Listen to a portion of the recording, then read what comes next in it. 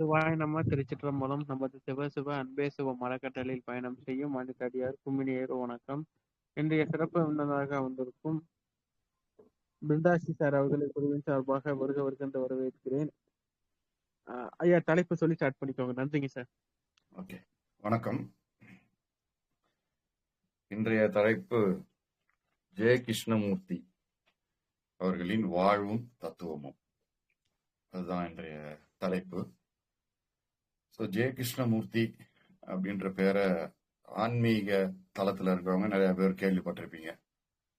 அவரு சமீபத்தில் இந்த போன நூற்றாண்டில் வாழ்ந்து மறைந்த ஒரு ஆன்மீகவாதி, ஒரு தத்துவ ஞானி ஜெய கிருஷ்ணமூர்த்தி. மிகப்பெரிய ஓஷோ அவருடைய காலத்துல வாழ்ந்தவர். ஓஷோன்றது கூட நிறைய பேருக்கு தெரியும்.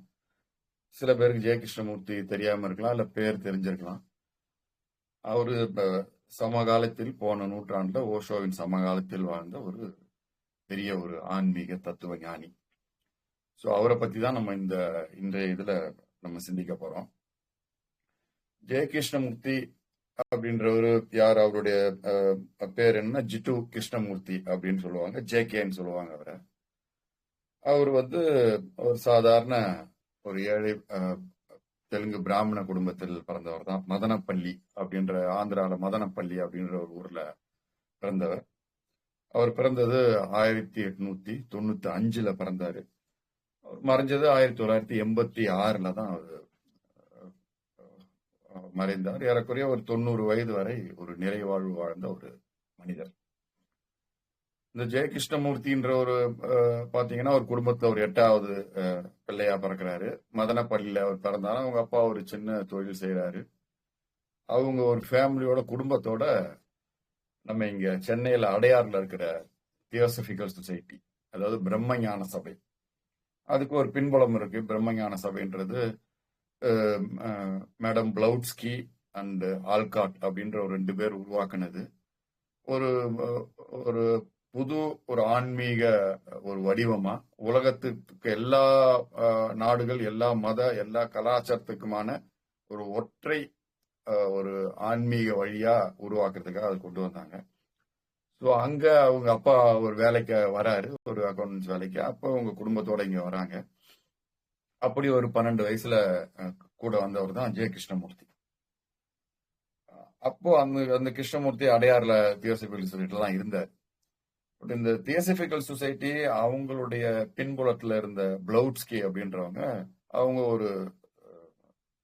ஒரு விஷயம் வச்சிருந்தாங்க. அதாவது இந்த உலகத்தினுடைய மீட்பெடுக்கிறதுக்கான ஒரு ரட்சகரா, ஒரு மைத்ரேயே அப்படின்ற ஒரு ஞானி, அதாவது புத்தாவினுடைய ஒரு மறு வடிவமா ஒரு மனிதர் உலகத்துக்கு வருவாரு. அவரு உலகத்தின் ஆசானா இருப்பாரு அப்படின்றது ஒரு இதுல இருந்தாங்க, ஒரு ஐடியாலஜி, ஒரு கருத்து இதுல இருந்தாங்க. அப்படி இருக்கிறப்ப அதுக்கு உறுதுணையா அவங்க கூட இருந்த ஒரு லீட் பீட்டர், எல்லாமே ஒரு தீவிர ஒரு ஆன்மீக வழியில போறவங்க. பல ஆன்மீக ஆய்வுகளை ஒரு ஆன்மீக உலகத்துல அந்த அவங்க வாழ்ந்த டைம்ல ஒரு புகழ்பெற்ற நிலையிலே இருந்தாங்க பிளவுட்ஸ்கின்றவங்க. தியோசபிக்கல் சொசைட்டின்றது இன்னைக்கும் எல்லாருக்குமே தெரியும். பிரம்மஞான சபை, அடையார் ஆலமரம்னு சொல்லுவோம். உள்ளதான் அடையார் ஆலமரம்ன்றது இருக்கு. அதுதான் உலகத்துக்கே ஒரு ஹெட் குவார்டரா இருந்த இடம். அவங்க அப்படி ஒரு முயற்சியில இருக்கும்போது யதார்த்தமா அந்த லீட் பீட்டர் அப்படின்ற அந்த முக்கியமான நபர் ஜெய கிருஷ்ணமூர்த்திய அந்த அடையார் பெசநகர் பீச்ல பசங்கெல்லாம் விளையாடும் போது கவனிக்கிறாரு.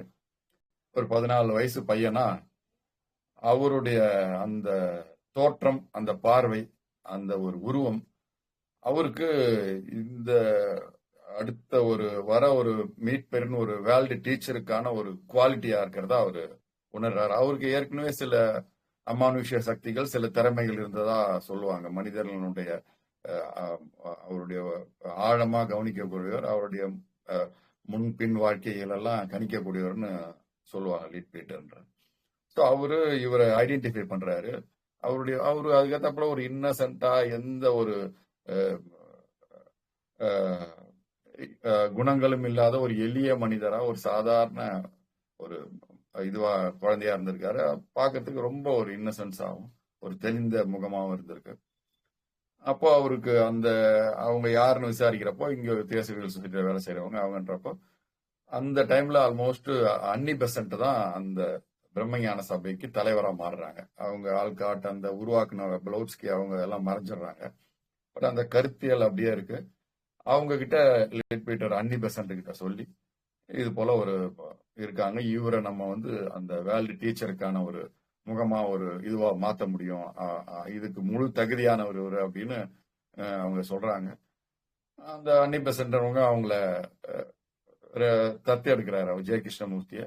அது கூட ஒரு தம்பி இருக்கார் ஜெயகிருஷ்ணமூர்த்திக்கு அடுத்த ஒரு நித்யானந்தம் சொல்லிட்டு. அவங்க அண்ணன் தம்பி ரொம்ப 2 பேரும் ரொம்ப பற்றுதலாகவும் அன்போடும் இருப்பாங்க. அவர் தம்பியை விட்டுட்டு இருக்க முடியாத அளவுக்கு ஒரு அன்போட தம்பியா இருப்பார். அதனால 2 பேருமே அவங்க தத்தெடுத்து வளர்க்குறாங்க. அவங்களுக்கு நிறைய ஒரு ஆன்மீக பயிற்சி பாடங்கள் நிறைய விஷயங்களை சொல்லி கொடுக்குறாங்க. அவங்களுடைய கல்வி முறையே மாத்துறாங்க. இங்க இருந்து இங்கிலாந்துல அந்த காலத்துல சுதந்திரத்துக்கு முந்தின நேரம் இங்கிலாந்துல கொண்டு போய் அங்க படிக்க வைக்கிறாங்க. அவங்களுடைய அந்த மேற்கத்திய கலாச்சாரங்களை அவங்கள சொல்லி தராங்க. அவங்க வாழ்க்கை முறையும் மாறுது, கல்வி முறை மாறுது. ஒரு யூனிவர்சிட்டியில போகும்போதெல்லாம் அவருக்கு ஒன்றும் யூனிவர்சிட்டியில இடம் கூட கிடைக்கல. அவர் ரொம்ப கல்வியில ரொம்ப சாதாரணமா தான் இருந்தார். பெரிய ஒரு கல்வியில அவங்க தம்பி நல்லா படிச்சாரு. இவருக்கு ஒன்றும் பெரிய கல்வியில நாட்டம் இல்லை. ஒரு இயல்பான மனிதராக தான் இருந்தாரு. ஆனா அவருக்கான அந்த ஆன்மீக பாடங்கள் ஆன்மீக விஷயங்கள் அவருக்கு புகட்டப்பட்டு கொண்டே இருந்தது. அது அந்த லிட் பீட்டர், ஏன்னா அது அந்த தலமே ஒரு பெரிய ஆன்மீக தலம் பிரம்மஞான சபைன்றது. அதுக்கு பின்புலம் அவங்களுக்கு ஒரு பெரிய கதை இருக்கு, ஒரு பெரிய பட் பொதுவில் அவங்க ஒரு பெரிய ஒரு ஆன்மீக இயக்கமா இருந்தாங்க. அவங்க அந்த உலகையே ஒன்றிணைச்சாங்க. ஆல்மோஸ்ட் அந்த டைம்லயே ஒரு 50-60 நாடுகளை அவங்களுக்கு கீழே கொண்டு வந்தாங்க. அவங்களுடைய அந்த பிரம்மஞான சபைன்ற அந்த வழியை ஃபாலோ பண்ற அளவுக்கு அந்த நாடுகளையே அவங்க கொண்டு வந்தாங்க. ஒரு பெரிய இயக்கமா இருந்தாங்க அவங்க வாழ்ற டைம்ல, அந்த டைம்ல. ஸோ அப்போ இவங்க அந்த ஜெயகிருஷ்ணமூர்த்தின்றவர் அந்த முறையிலேயே வளர்க்கப்படுறாரு. அந்த அன்னி பெசன்ட்டுக்கு தத்து பிள்ளைகளா இருக்காங்க. அவருடைய வளர்ப்பு அந்த சிறு வயது வளர்ப்பு இப்படிதான் இருக்கு. ஸோ அந்த டைம்ல அவங்க இன்னும் அவரை வந்து ஒரு உலகத்தின் ஆசானா அறிவிக்கிறதுக்காக ஒரு ஸ்டார், ஈஸ்டர்ன் ஸ்டார் அப்படின்ட்டு ஒரு இத உருவாக்குறாங்க. ரைசிங் ஆஃப் ஈஸ்டர்ன் ஸ்டார் அப்படின்னு ஒரு இதை உருவாக்குறாங்க. அதுக்கு அவர் தலைவரா போட்டு அவரை வந்து அந்த உலகத்தின் ஆசானா சொல்ற ஒரு ஆன்மீக ஆசானா சொல்றதுக்கான ஒரு இத வழிய இது கொண்டு போறாங்க. அவரும் அதை பத்தி தெரிஞ்சுக்கிறாரு. அவரும் அது சில இடங்கள்ல போய் பேசுறாரு. அந்த ஆன்மீக விஷயங்கள் அவரு கிரகிச்ச உள்வாங்கிய அந்த ஆன்மீக விஷயங்களை வாழ்வியல் விஷயங்களை நிறைய இடத்துல பேசுறதுக்கான வாய்ப்பும் கிடைக்குது. போறாரு, பேசுறாரு. இதுக்கு நடுவுல அவருக்கு ஆல்மோஸ்ட் ஒரு 27 வயசு இருக்கும் போது ஒரு ஆன்மீக அனுபவம் உருவாகுது. அது அவரே கூட எழுதியிருக்காரு. ஒரு வாரம் தொடர் அனுபவம். உடல் அந்த கழுத்து பகுதி, அந்த உடல் முதுகு பகுதி, உடலே பெரிய ஒரு வலியா, தாங்க முடியாத ஒரு வலியான ஒரு அனுபவம். அப்போ ஒகாயின் ஒரு மாநிலத்துல இருக்காரு யூஎஸ்ல. அங்க இந்த இது உருவாகுது. அப்போ அங்க பாத்துக்கிறது கூட அந்த நேரத்துல ஆள் இல்ல. ஒருத்தர் 2 பேர் தான் அவரை பாதுகாக்கிறாங்க. ஆல்மோஸ்ட் அது ஒரு ப்ராசஸ் அப்படின்ற ஒரு ஆல்மோஸ்ட் நம்ம இதுல சாதாரணமா சொல்றதுன்னா நம்ம சொல்லுவோம் ஒரு குண்டலினி அந்த ப்ராசஸ் சொல்லுவோம். அவருக்கு அந்த மாதிரி ஒரு ப்ராசஸ் நடந்திருக்கு. அவருக்குள்ள ஒரு பெரிய மாற்றம் நிகழ்ந்திருக்கு. அதுக்கப்புறம் ஒரு உலகத்தை வாழ்க்கையை பார்க்கிற விதமே மாறி இருக்கு. அதுக்கப்புறம் ஆல்மோஸ்ட் அவருக்கு ஒரு 29 வயசு அவருக்கு வரும்போது ஏறக்குறைய அந்த வருடங்கள் வந்து அந்த டைம்ல அவரை வந்து அந்த உலகத்தின் ஆசானா அறிவிக்கிறதுக்காக உலகம் ஃபுல்லா எல்லா நாடுகள்ல இருந்தும் ஒரு 3000-5000 பேரை திரட்டி நெதர்லாந்துல ஒரு இடத்துல ஒரு ப்ரோக்ராமுக்காக அன்னி பெசன்ட் அந்த ப்ரோக்ராம நடத்துறாங்க. அதுக்கு அவரும் வராரு. பட் அந்த இடத்துல ஒரு பெரிய நிகழ்வு நிகழுது. அதாவது எல்லாரும் பேசிட்டு ஜெயகிருஷ்ணமூர்த்தியும் பேச வைக்கிறாங்க. அப்போ அவர் ஒரு விஷயத்த சொல்றாரு. அதாவது இந்த குழுமம், இந்த சங்கம், இந்த இது வந்து இதுல இருந்து நான் வெளியே போறேன். இது மேல எனக்கு நம்பிக்கை இல்லை. இது வந்து ஒரு சரியான வழி கிடையாது. ஒரு மனிதன் தன்னை அறிஞ்சிக்கிறதுக்கு எந்த ஒரு நிறுவனமும், ஒரு மதமோ, ஒரு நிறுவனமோ, ஒரு இயக்கமோ பயன்படாது. அது எதிராக தான் இருக்கும். ஒரு மனிதனும் தானே தன்னை உணர்ந்து கொள்ள வேண்டும். அதாவது தன்னை உணர்ந்து கொள்ளும் ஒரு பாதை, ஒரு வழின்றது ஒரு பாத்லெஸ் லேண்ட், அதாவது ஒரு பாதையற்ற ஒரு நிலம், ஒரு பரப்பு. அதுக்கு இந்த பாதைனே கிடையாது.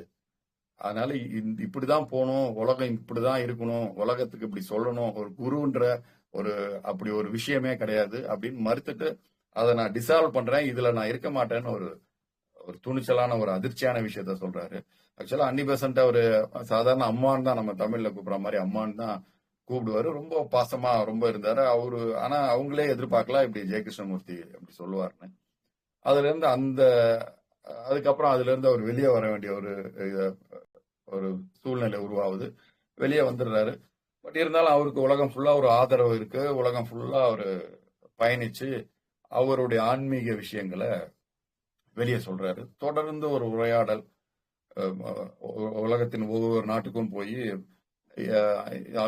ஆன்மீக சம்பந்தமான உரையாடல் பிளஸ் அந்த ஆர்வலர்கள் அந்த நிகழ்ச்சிக்கு வரவங்க கேட்கிற கேள்விக்கு பதில்கள், அப்படிதான் அவருடைய வாழ்க்கை ஓட்டம் இருந்தது.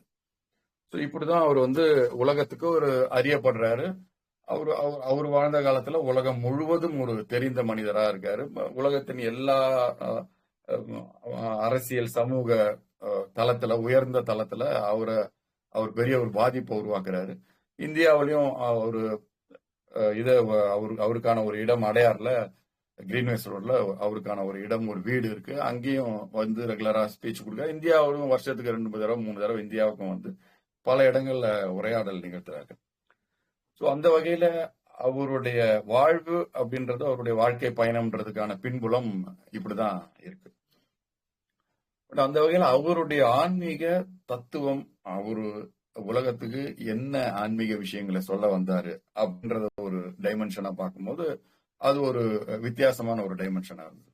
அதாவது நமக்கு ஏற்கனவே இருக்கிற ஒரு பாரம்பரிய ஒரு ஆன்மீக விஷயங்களாவோ, நம்ம இந்தியாவில் ஏற்கனவே பல்வேறு ஆன்மீக விஷயங்கள், முக்கியமா நம்மளுடைய இந்து பின்புலத்துல, இந்திய மதங்களின் பின்புலத்துல உருவாக்கின எல்லா ஆன்மீக விஷயங்களுக்கு வேறுபட்ட விஷயமா தான் அவர் பேசுறாரு. அதாவது அந்த தளத்துல இருந்து வேறுபட்டு தான் அவருடைய உரையாடல் இருந்தது. ஏறக்குறைய அதெல்லாம் மறுத்தார் அவர். அதாவது கடவுள்ன்ற விஷயம், மதங்கள் அப்படின்ற விஷயம், இந்த நிறுவனம், குருமார்கள், இதெல்லாம் தீவிரமா மறுத்தாரு. உண்மையான தேடுதலுக்கு இதெல்லாம் பயன்படாது, இதெல்லாம் எதிரானது அப்படின்ற ஒரு கோட்பாடை சொன்னாரு. அந்த சமயத்துல அது ஒரு பெரிய, அதாவது எல்லாருமே அது இயல்பா ஏத்துக்கிட்டாங்க.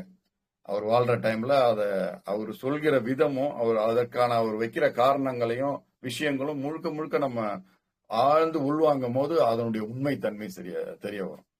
அதாவது நம்மை நாம் அறிஞ்சுக்கிறதுக்கு வேற நம்மள இருந்து வெளியே போறது பயணம் கிடையாது. மதம் இல்ல குருமார்கள், வேற வேற செயல்பாடுகள் இல்ல தியானம், மெடிடேஷன், வேற எதுவா இருந்தாலும் நம்மளை விட்டு வெளியே போறது இல்ல, நமக்கு உள்ளுக்குள்ளதான் அது இருக்கு, அது நாம் தான் அப்படின்றத அவரு சொன்னாரு. அவைகள்லாம் மறுத்தார், தீவிரமா அந்த விஷயங்கள் எல்லாம் மறுத்தாரு. அது ஒரு புரட்சிகரமான ஒரு விஷயமா தான் இருந்தது. பாரம்பரியமான ஆன்மீக பாதை, ஆன்மீக வழிகள் சரியான இடத்துக்கு உங்களை கொண்டு செல்லாது.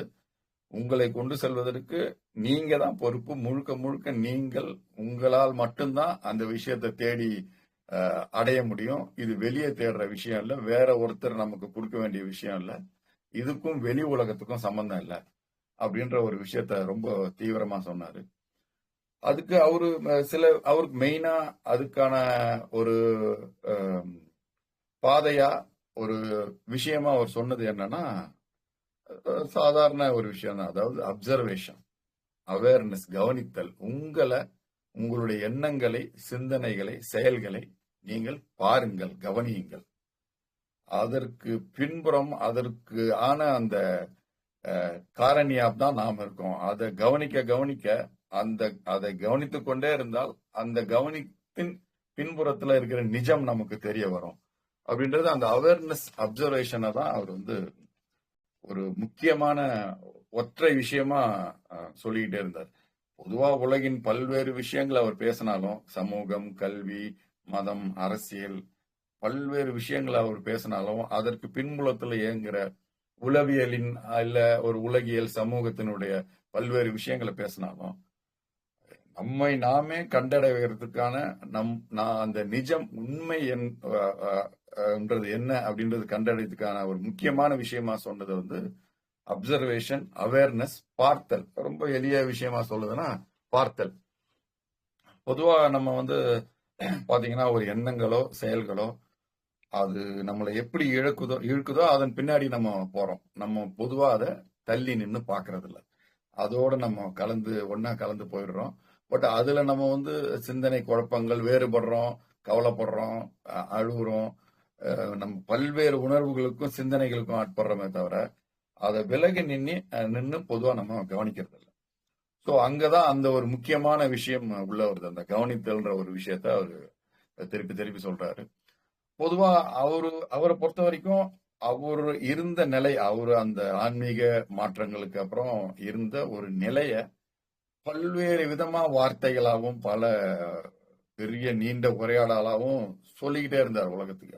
தன்னுடைய நிலை என்ன இருக்கு, அவர் என்ன நிலையில இருக்காரு, அந்த நிலையில இருப்பதற்கான நம்மளுடைய செயல்பாடு, நம்மளுடைய சிந்தனை, அதுல இருக்கிற தவறுகள் எங்க இருக்கு, அந்த தவறை விளக்கும் போது அந்த நிஜம்ன்றது என்ன தெரியும் அப்படின்றத அவர் சொல்லிக்கிட்டே இருந்தார். பொதுவா ஜெயகிருஷ்ணமூர்த்தியினுடைய எனக்கு பர்சனலா ரொம்ப படிச்சிருக்கேன். நிறைய பெரிய மாற்றங்களையும் பாதிப்புகளையும் உருவாச்சு. ஜெயகிருஷ்ணமூர்த்தியினுடைய எந்த எதிர்பார்ப்பும் இல்லாம ஒரு நேரங்கள்ல அது ஒரு தேடுதல் மட்டும் இருந்த நேரங்கள்ல படிச்சது நிறைய புத்தகம். ஜெயகிருஷ்ணமூர்த்தியுடைய உரையாடல்கள், அவர் சிலது உரையா எழுதின விஷயங்களும் நிறைய புத்தகமா இருக்கு. ஆடியோ வீடியோவும் நிறைய இருக்கு. யூடியூப்ல நீங்க ரொம்ப சாதாரணமா பார்க்கலாம். அவருடைய உரையாடல் முழுக்க முழுக்க ஆங்கிலத்தில் தான் அவர் உரையாடி இருக்காரு. ரொம்ப எளிமையான ஆங்கிலம், நிறைய டிரான்ஸ்லேஷன். அவருடைய நிறைய புத்தகங்கள் தமிழ் டிரான்ஸ்லேஷன்லயும் இருக்கு. ஸோ நம்ம அதை திறந்த மனசோட படிக்கும் போது அவருடைய புத்தகங்கள் ஒரு ஓப்பன் ஹார்ட்டா, ஒரு திறந்த மனமா படிக்கும் போது பெரிய மாறுதலை உருவாக்கும். அதுல சந்தேகமே இருக்காது. அதாவது பொதுவா அவருடைய ஒரு சாமானிய ஒரு பாரம்பரிய ஒரு ஆன்மீக பாதையில இருக்கிறவங்களுக்கு சில நேரத்துல கடினமாகவும் இருக்கும். ஏன்னா பொதுவா சொல்றதுன்னா அவருடைய அந்த டீச்சிங்ன்றது முழுக்க முழுக்க ஞான மார்க்கம் சம்பந்தப்பட்டது. அதாவது நம்ம அறிவு சார்ந்த ஒரு மாற்றத்தை, அந்த அறிவு சார்ந்த ஒரு ஆழமான ஒரு பயணத்தை உருவாக்குறதுக்கான ஒரு உரையாடலா தான் இருக்கும். அது ஏறக்குறைய நம்ம சொல்றது ஒரு ஞான மார்க்க சம்பந்தப்பட்ட ஒரு பயணமா இருக்கும். பட் பொதுவா நம்மளுடைய பாரம்பரியம் அதுல இருந்து கொஞ்சம் விலகிதான் இருக்கும். நம்ம பக்தி மார்க்கமோ இல்ல மெடிடேஷனோ வேற வேற விஷயங்கள், நம்ம ஆன்மீகம், நம்ம சொல்ற விஷயங்கள்ல அது கொஞ்சம் சம்பந்தம் இல்லாம தான் இருக்கும். அது ஒரு வகையில டீவியேஷன் ஆகுற மாதிரி தான் இருக்கும். பட் அவருடைய நம்ம விஷயங்களை, அவருடைய உரைகளை நம்ம நேரடியா கேட்கும் போது சரியா அதை நம்ம கூர்ந்து அதை உள்வாங்கும் போது, அந்த உள்வாங்க முடிஞ்சா அது நமக்குள்ள ஒரு பெரிய சிந்தனா மாற்றங்களையும் ஒரு உள்மன பெரிய மாற்றங்களையும் உருவாக்கும். பொதுவா நிறைய பேரும் சொல்றது ஜெயகிருஷ்ணமூர்த்தி ஒரு புதுசா ஆன்மீகம் வரவங்க இல்ல ஆன்மீகத்துல படிப்பு தளத்துல இருக்கிறவங்க சில பேர் சொல்றது ஜெயகிருஷ்ணமூர்த்தி புரியறதுல அவ்வளவு சீக்கிரம் புரியாது அப்படின்ற மாதிரி சொல்லுவாங்க. ஏன்னா அந்த புரியறதுக்கான ஒரு அடிப்படை பக்குவமே தேவைப்படுது. பொதுவா எல்லாருமே ஞான மார்க்கம்ன்றது ஒரு குறைந்த எண்ணிக்கையில் உள்ளவங்க அதை ஃபாலோ பண்ற ஒரு மார்க்கமா தான் இருக்கு. பட் இருந்தாலும் எல்லாருமே அதுல பயணம் செய்யலாம், அப்படி முடியாதுன்னு இல்லை. வேற வேற வழிகள்ல இருந்தாலும் லேசா அதுக்குள்ள எல்லாருமே வந்துதான் ஆகணும். எல்லா மார்க்கமும் எல்லாருமே அதுக்குள்ள போய் தான் ஆகணும். அந்த வகையில இந்த ஞான மார்க்கம், இந்த படிப்பு தேடுதல் சம்பந்தப்பட்ட அறிவுசார் தேடுதல் அதுக்குள்ள வரும்போது கொஞ்சம் ஆழமா போகும்போது அந்த விஷயங்கள் நமக்கு புரிய ஆரம்பிக்கும். நம்மளுடைய சிந்தனை தளத்துல இருக்கிற எல்லா தவறுகளும், அதாவது நம்பிக்கை அடிப்படையில, நம்மளுடைய சிந்தனைகள் அடிப்படையில எப்படி ஒரு தவறான வழியில எல்லா இயக்கமும் இருக்கு, அந்த தவறான அந்த இயக்கத்துக்கான காரணம் நம்மளுடைய என்ன சிந்தனைகள் தான், நம்மளுடைய மெமோரிஸ். அதாவது அவர் முக்கியமா எப்பயுமே சொல்றது என்னன்னா, காலங்காலமா பல நூற்றாண்டுகளா ஒரு சிந்தனை தன்மை நம் மீது ஏற்றப்பட்டிருக்கிறது. நம்மளுடைய சிந்தனைக்குள்ள பல நூற்றாண்டுகளுக்கான பல வேறுபட்ட மனிதர்களுக்கான சிந்தனைகள், அது அப்படியே நம்மளும் அதை நம்மளுடைய மூளையில ஒரு பதிவுகளா மாத்தி அதை தான் ஒரு உலகமா நம்ம பார்க்கிறோம். நிஜத்தை பாக்குறது இல்ல. அப்படி ஒரு பதிவுகளான விஷயங்கள் தான் நம்மள நிஜத்தை பார்க்காம அந்த பதிவுகள் தன்மையிலேயே வாழ்றோம். பொதுவா ஆன்மீகம் தேடுதல் கூட அப்படிதான் இருக்கும். நமக்கு வழி வழியா எது ஆன்மீகம் சொல்லப்படுதோ அதை நம்ம கண்ணை மூடிக்கிட்டு ஃபாலோ பண்றோம். அதுல இருக்கிற சிக்கலையோ தவறுகளையோ அதுல இருக்கிற தேவையற்றதுகளையோ நம்ம சரியா கவனிக்கிறது இல்ல. ஆனா உண்மைன்றது அது இல்லை. அதை தாண்டி நம்மை நாமே கவனித்தல் தான் அந்த உண்மையின் தொடக்கம் அங்கதான் இருக்கு. நம்ம வேற விஷயங்களை செய்யறதோ இல்ல ஆன்மீகம் சார்ந்து வேற செயல்பாடுகள்ல இயங்குறதோ ஒரு பெரிய விஷயம் இல்லை. அது நம்மளை டீவியேட் பண்ண செய்யும். உண்மையான ஆன்மீக பயணம்ன்றது நம்ம கவனிக்கும் போது நம்மளுடைய எண்ணங்களை, சிந்தனைகளை, செயல்களை கவனிக்கும் போதுதான் தொடங்குது. அதுதான் ஒரு நிஜ பயணமா மாறுது அப்படின்றத அவரு சொல்றாரு. பல்வேறு விஷயங்கள் அவருடைய வாழ்க்கையில தொடர்ந்து உரையாடல் இருந்தது. ஏறக்குறைய அவருடைய உரையாடல்கள் ஏறக்குறைய ஒரு 100 புத்தகங்கள் கிட்ட அவரது உரையாடல்கள் இருக்கு. ஆல்மோஸ்ட் எல்லா புக்குமே ஒரு 50% 70% புக்கு தமிழ்லயும் வந்திருக்கு. ரொம்ப கிருஷ்ணமூர்த்தி ஃபவுண்டேஷன் சொல்லிட்டு அடையாறுல இருக்கு. அவங்க எல்லா புக்கும் பப்ளிஷ் பண்றாங்க. ஸோ அந்த வகையில ஜெய கிருஷ்ணமூர்த்தி எந்த மாதிரி விஷயங்களை அவரு ஜென்ரலா பொதுவா அவரு முக்கியமா அவரு சொல்ற ஒரு 10 விஷயங்கள் நம்ம எடுத்து கவனிச்சா, பொதுவா அவர் ஹியூமன்ஸ் ஆர் ப்ரோக்ராம்டு, அதாவது நம்ம ஆல்ரெடி சொன்ன மாதிரி ஒரு ஏற்கனவே ஒரு சிந்தனை தளத்துல இருந்து ஒரு சமூகம் சார்ந்த எல்லாருக்கும் ஆன ஒரு பொது சிந்தனை, ஒரு பொது புத்தின்னு சொல்றாங்க. அந்த சிந்தனையை சார்ந்துதான் நம்ம இயங்குறோம்.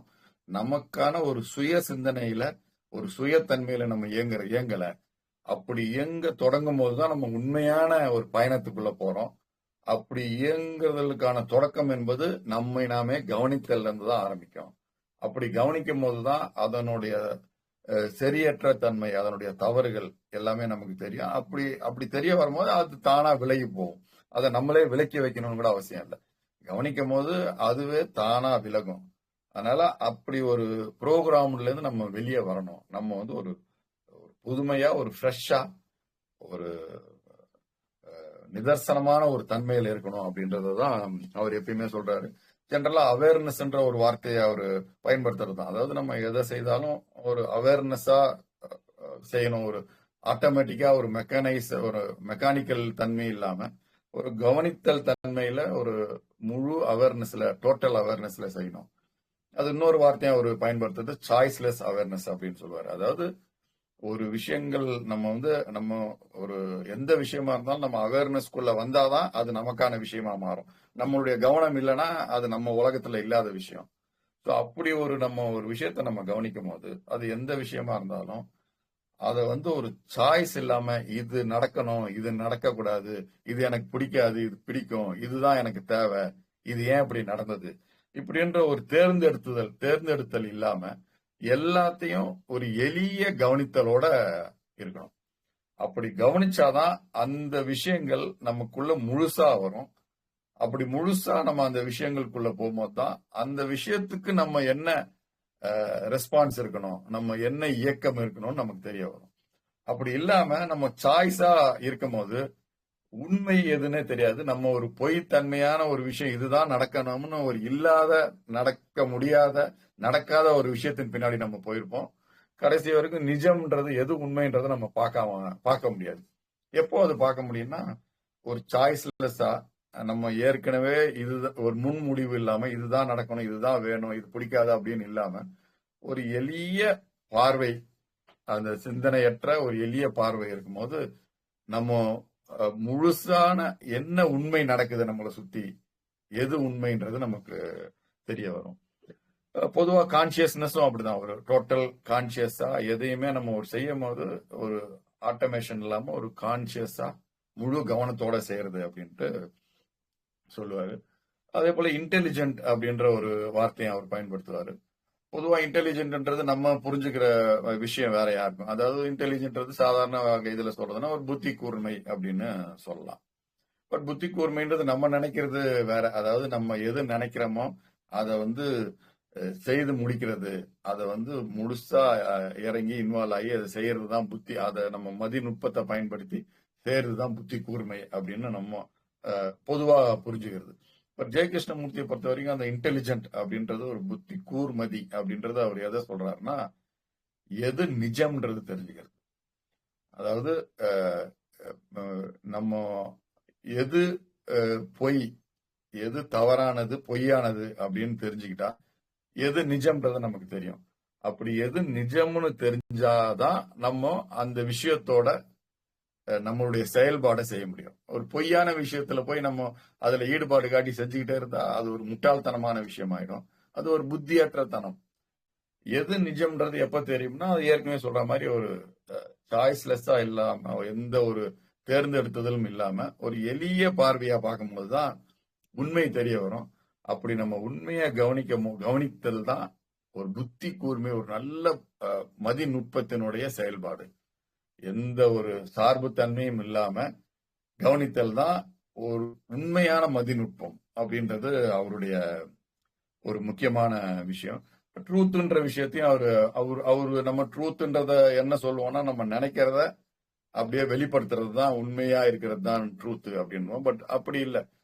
ஜெனரலா அவருடைய பார்வையில ட்ரூத்னு சொல்றது என்னன்னா, இதேதான். என்ன நிகழ்றது, எந்த அவருடைய எண்ணங்கள் நம்மளுடைய ஆல்ரெடி இருக்கிற ஒரு சிந்தனை வழியா பார்க்காம, அந்த சிந்தனையற்று வெறுமனே பிளைனா ஓப்பனா அதை பார்க்கும் போது நமக்கு எது தெரியுதோ அதுதான் உண்மை.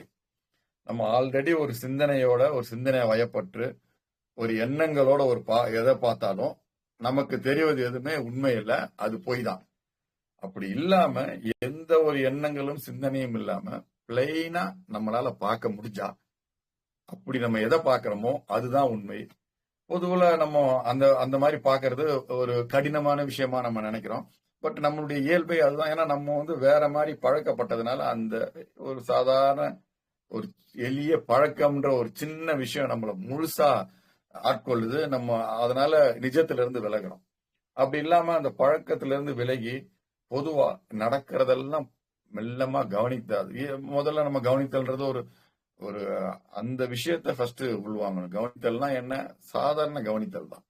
கவனித்தல்ன்றது ஒரு பெரிய ஒரு பிரயத்தனமான விஷயம் இல்ல. சாதாரணமா கவனித்தல்.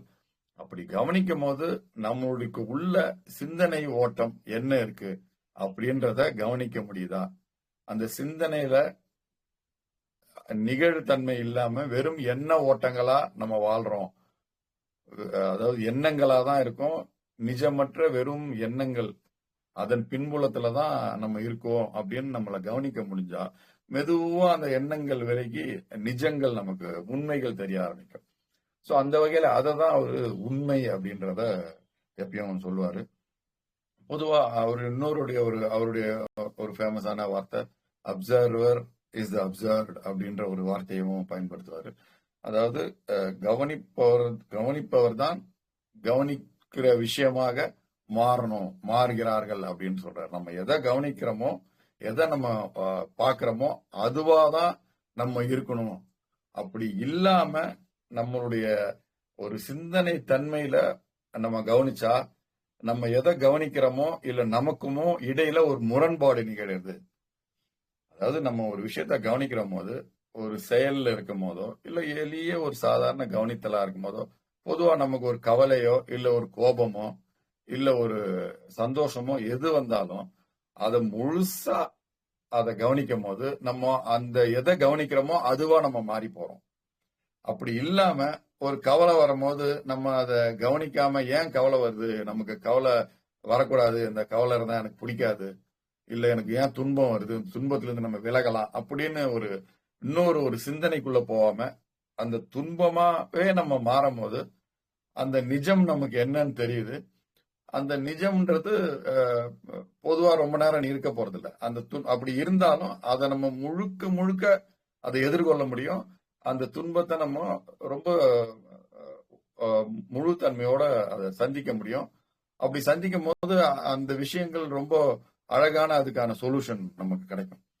ஏன்னா துன்பம்ன்றது நம்ம கேரி பண்றதுதான், நம்ம சுமக்கதான் துன்பம். உண்மையிலேயே துன்பம்ன்றது ரொம்ப கம்மி தான். பொதுவுல ஆன்மீக பார்வையில பார்க்கும்போது நம்ம துன்பம் நடந்ததை ஒரு நிகழ்வை நம்ம சுமந்து தான் அதை துன்பமா மாத்திரமே தவிர, நிகழ்துன்றது ரொம்ப நொடி பொழுதுகள், நிமிட பொழுதுகள் தான். ஸோ அந்த வகையில நம்ம அப்சர்வ் பண்ற எதை கவனிக்கிறோமோ அதுவா நம்ம முழுசா இருக்கணும். பொதுவா டோட்டாலிட்டின்றதும் அதுவும் அவர் சொல்ற வார்த்தை தான். அதாவது எந்த ஒரு செயலை செஞ்சாலும் நம்ம அந்த செயலாவே மாறணும். அந்த செயல்ல முழு தன்மையா இருக்கணும். அதுல இருந்து ஒரு விலகல் இல்லாம அந்த செயலாவே நம்ம அப்படி மாறும் போது அங்க கான்ஃபிளிக்ட், அதாவது கருத்து வேறுபாடுகள், சிக்கல் என்பதே இருக்காது. அது எந்த சூழ்நிலையா இருந்தாலும், எந்த நிகழ்வா இருந்தாலும் அதனோடு நம்ம முழுசா அந்த நிகழ்வுகள் இருக்கும் போது நமக்கு அதுக்கு நடுவுல சிக்கல்ன்ற ஒரு விஷயமே, பிரச்சனைன்ற ஒரு விஷயமே இல்லாம விலகிடும். பொதுவா நம்ம ஒரு சந்தோஷமா இருக்கும்போது நம்ம இயல்பிலேயே அது கூட முழுசா ஒண்டிடுவோம். நடுவுல நமக்கு பிரச்சனைன்னு ஒரு சிக்கலுக்கே இடம் இல்லை, சந்தோஷத்துக்கு தடைன்றது ஒண்ணும் இல்லை. பட் வேறு வேறு விஷயங்கள் வரும்போது நம்ம அங்க இது ஏன் வருது அப்படின்னு ஒரு விலகலை, இது நமக்கு வேணாம், இது நமக்கு பிடிக்காதுன்னு ஒரு விலகலை உருவாக்கும் போதுதான் சிக்கல் அங்கதான் உருவாகுது. உண்மையான பிரச்சனைகள்ல சிக்கல் இல்லை. அந்த சிக்கல் எனக்கு வேணாம், இந்த கஷ்டம் எனக்கு வேணாம், இந்த துன்பம் எனக்கு வேணான்ற போதுதான் உண்மையான துன்பம் உள்ள வருது. மற்றபடி நம்ம நடக்கிற நிகழ்வுல துன்பம் கிடையாது. ஏன்னா அந்த நிகழ்வா நம்மளா மாறிப்போம். அப்படி முழுசா நம்ம அந்த விஷயத்துல இருக்க முடிஞ்சா அந்த நிகழ்வா நம்மளா மாறிடுறோம். ஸோ இததான் டோட்டாலிட்டி ஆர் பிரசன்ஸ்ல இருக்கிறதுன்றதான், நவ்வுல இருக்கும் அப்படின்ற பொதுவா நம்ம அந்த ஆன்மீக விஷயங்களை சொல்றதுதான். எந்த அளவுக்கு நம்ம நம்மளுடைய நிகழ்தன்மையில இருக்கிறோமோ அந்த அளவுக்கு நம்ம ஒரு டோட்டலா இருப்போம். பொதுவா ஆன்மீகத்தினுடைய ஒரு உயர் தன்மையான பாடமே அதுதான். அந்த பிரசன்ஸ்ல இப்ப நடக்கிற நிகழ்வுல நம்ம டோட்டலா இருக்கணும்.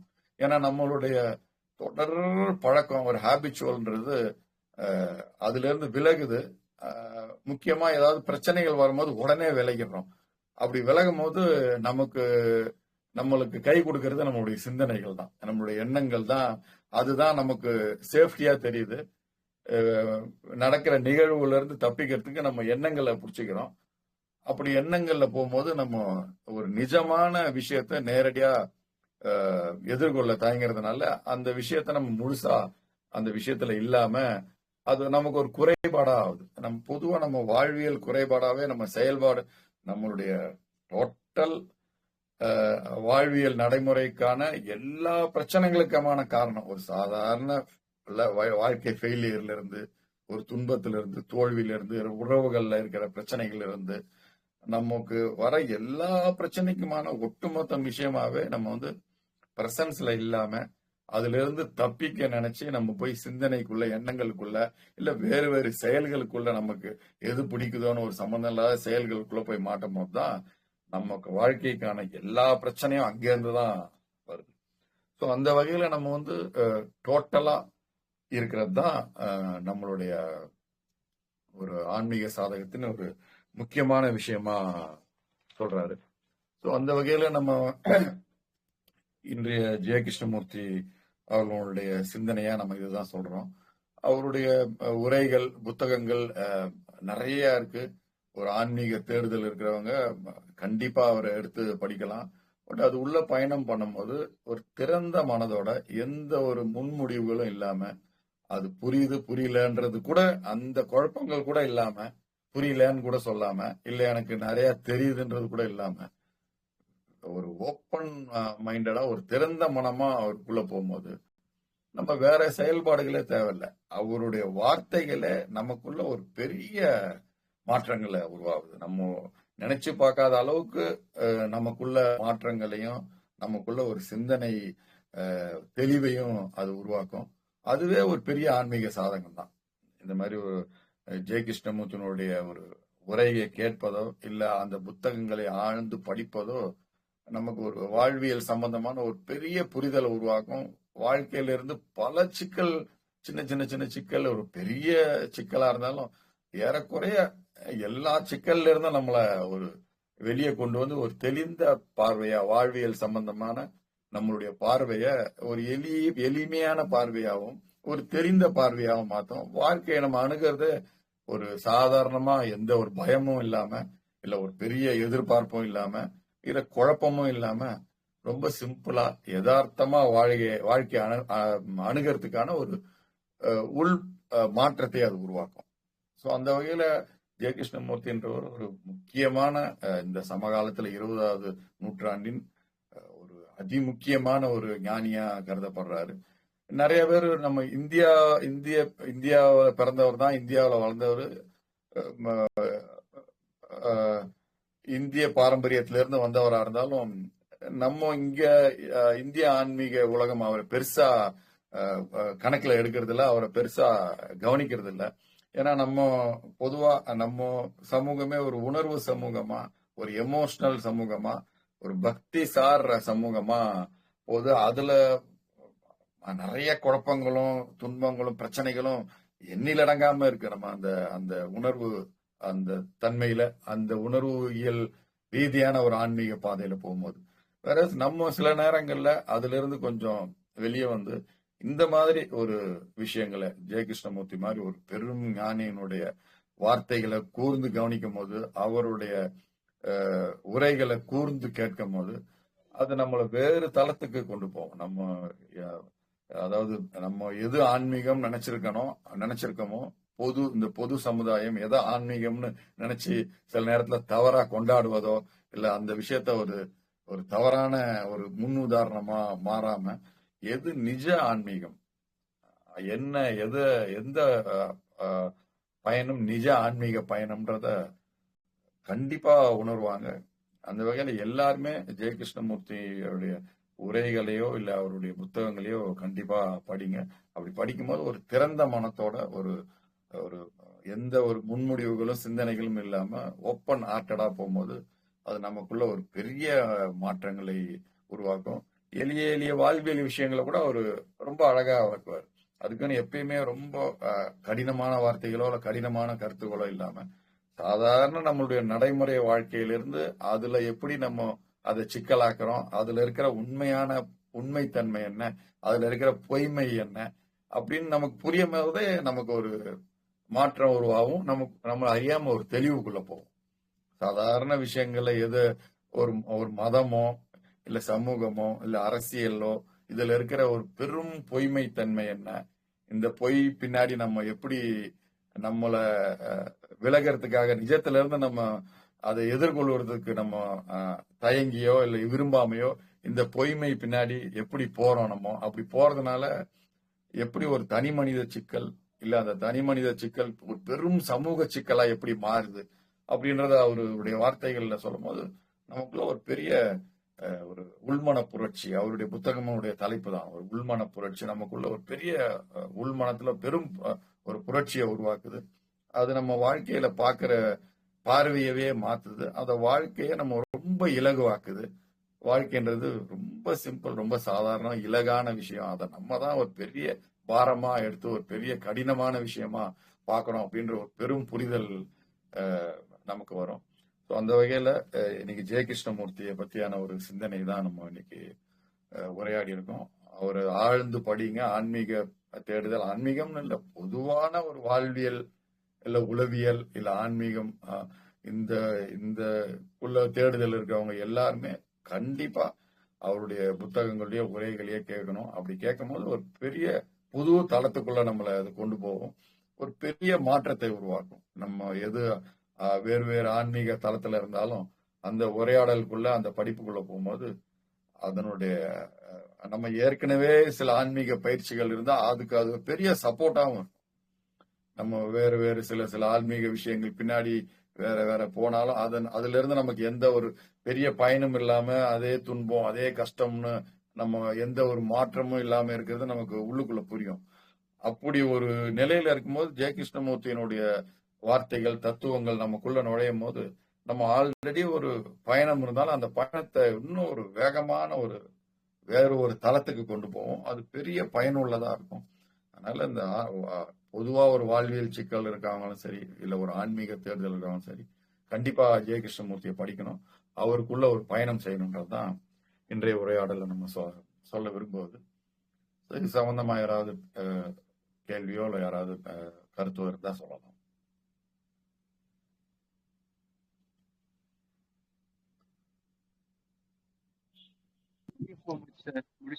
ரொம்ப நல்லா இருந்தது.